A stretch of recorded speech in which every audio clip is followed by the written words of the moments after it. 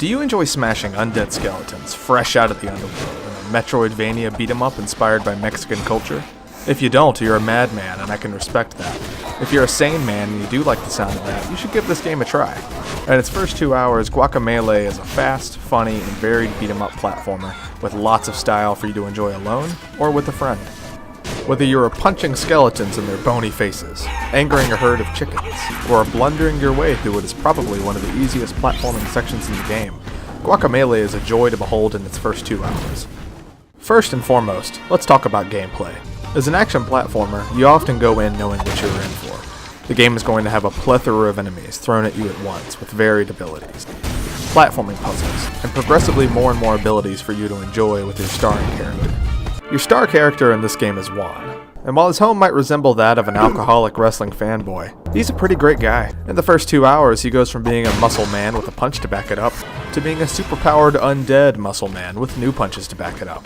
The combat is fast, fun, and arcadey, and I appreciated being given several new abilities in the first 2 hours. This game answers the age-old question of how a rooster does an uppercut, and even how a goat could wall jump. With all these new abilities helping you lay the smack down on your enemies, the game likes to remind you of different combo options so that you remember to combine your moves in different ways and tick that combo meter up just a little bit higher.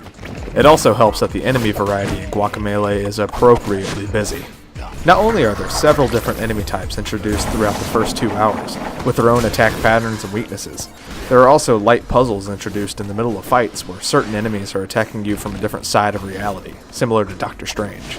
While the section of Guacamelee that I played wasn't especially challenging, this sort of variation makes every combat encounter more interesting, and most importantly, more fun to play.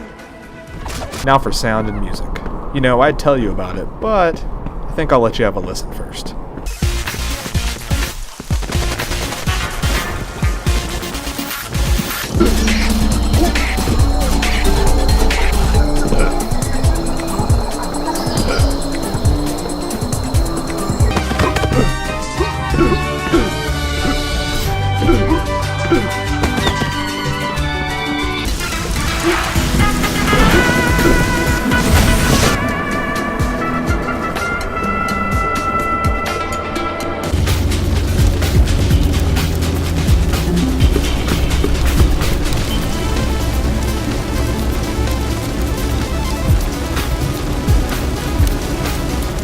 I am far from a musician, guys, but man do I enjoy Guacamelee's Latin electronic fusion.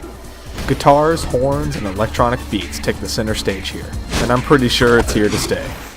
In short, it's great stuff, and I'm stoked to hear what else Guacamelee's soundtrack has to offer. In terms of gameplay sound design, Guacamelee is no slouch in that department either. Every punch, slam, and throw has a healthy dosage of oomph to it, and combined with its awesome soundtrack, it sounds as awesome as it plays.